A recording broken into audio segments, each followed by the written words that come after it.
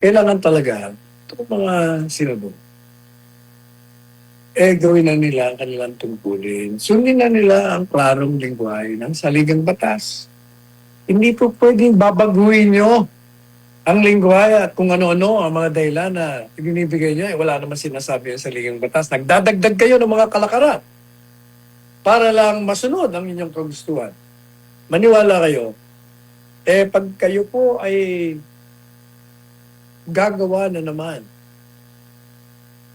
ng mga kilos na nagpapakita na kayo ay partidista o loyal kayo sa inyong mga kinabibilangang partido o ng palasyo o kung sino pa man at hindi yung mga sarili niyong pag-iisip, maniwala kayo. Pag tinuloy nyo ang paglabag sa saligang batas para lang matanggal ninyo sa Panguluhan sa 2028 itong si Inday Sara, maniwala kayo.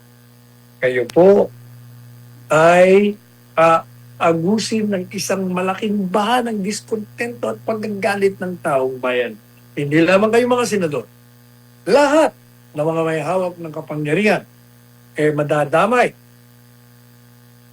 dahil ang taong bayan ay galit na at gusto nilang bigyan ng parusa ang mga taong ito. Sapagkat alam po niyo ang taong bayan, meron mga pagkakataon na tinotolerate nila yung kabubuhan o kagaguhan ng mga nasa kapangyarihan. Pero meron din ng hangganan. There is a limit to the patience of the Filipino people. There is a limit to their tolerance of idiocy. So please spare them. Go back to work. Paniwala kayo. Pag hindi, sigurado mawawala kayo dyan sa inyong kinauupuan. Kasama na ang lahat ng may hawak ng kapangyarihan na nabigo, natugunan ang mga pangangailangan ng bayan at sundin ang kanilang sinumpaang sa saligang batas na bibigyan nila ng proteksyon at pagsisilbihan nila ng buong katapatan ang sambayanang Pilipino na naglukluk sa kanila, sa kanilang kinalalagyan ngayon. Kailangan talaga itong mga senador, gawin na nila ang kanilang tungkulin. Sundin na nila ang klarong lingwahe ng saligang batas. Hindi po pwedeng babaguhin nyo ang lingwahe at kung ano-ano ang mga dahilan na ibinibigay nyo, wala naman sinasabi ang saligang batas. Nagdadagdag kayo ng mga kalakaran para lang masunod ang inyong kagustuhan. Maniwala kayo, pag kayo po ay gagawa na naman ng mga kilos na nagpapakita na kayo ay partidista o loyal kayo sa inyong mga kinabibilangang partido o ng palasyo o kung sino pa man at hindi yung mga sarili niyong pag-iisip, maniwala kayo. Pag tinuloy nyo ang paglabag sa saligang batas para lang matanggal ninyo sa Panguluhan sa 2028 itong si Inday Sara, maniwala kayo. Kayo po ay agusin ng isang malaking baha ng diskontento at pagagalit ng taong bayan. Hindi lamang kayo mga senador. Lahat ng mga may hawak ng kapangyarihan madadamay dahil ang taong bayan ay galit na at gusto nilang bigyan ng parusa ang mga taong ito. Sapagkat alam po niyo ang taong bayan, meron mga pagkakataon na tinotolerate nila yung kabubuhan o kagaguhan ng mga nasa kapangyarihan. Pero meron din ng hangganan. There is a limit to the patience of the Filipino people. There is a limit to their tolerance of idiocy. So please spare them. Go back to work.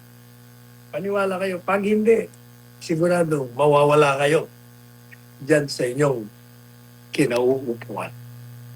Kasama na ang lahat ng may hawak ng kapangyarihan na nabigo, natugunan ang mga pangangailangan ng bayan at sundin ang kanilang sinumpaang sa saligang batas. Nabibigyan nila ng proteksyon at pagsisilbihan nila ng buong katapatan ang sambayanang Pilipino na nagluklok sa kanila, sa kanilang kinalalagyan ngayon. Kailangan talaga itong mga senador, gawin na nila ang kanilang tungkulin. Sundin na nila ang klarong lingwahe ng saligang batas. Hindi po pwedeng babaguhin nyo ang lingwahe at kung ano-ano ang mga dahilan na ibinibigay nyo, wala naman sinasabi ang saligang batas. Nagdadagdag kayo ng mga kalakaran para lang masunod ang inyong kagustuhan. Maniwala kayo, pag kayo po ay gagawa na naman ng mga kilos na nagpapakita na kayo ay partidista o loyal kayo sa inyong mga kinabibilangang partido o ng palasyo o kung sino pa man at hindi yung mga sarili niyong pag-iisip, maniwala kayo. Pag tinuloy nyo ang paglabag sa saligang batas para lang matanggal ninyo sa Panguluhan sa 2028 itong si Inday Sara, maniwala kayo. Kayo po ay agusin ng isang malaking bahan ng diskontento at pagagalit ng taong bayan. Hindi lamang kayo mga senador.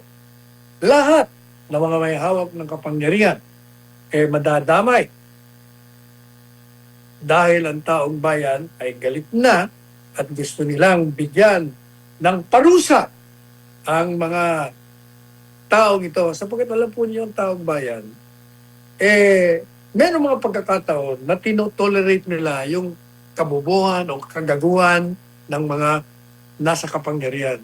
Pero meron din ng hangganan. There is a limit to the patience of the Filipino people. There is a limit to their tolerance of idiocy. So please spare them. Go back to work. Paniwala kayo. Pag hindi, sigurado mawawala kayo dyan sa inyong kinauupuan. Kasama na ang lahat ng may hawak ng kapangyarihan na nabigo, natugunan ang mga pangangailangan ng bayan at sundin ang kanilang sinumpaang sa saligang batas. Nabibigyan nila ng proteksyon at pagsisilbihan nila ng buong katapatan ang sambayanang Pilipino na nagluklok sa kanila, sa kanilang kinalalagyan ngayon.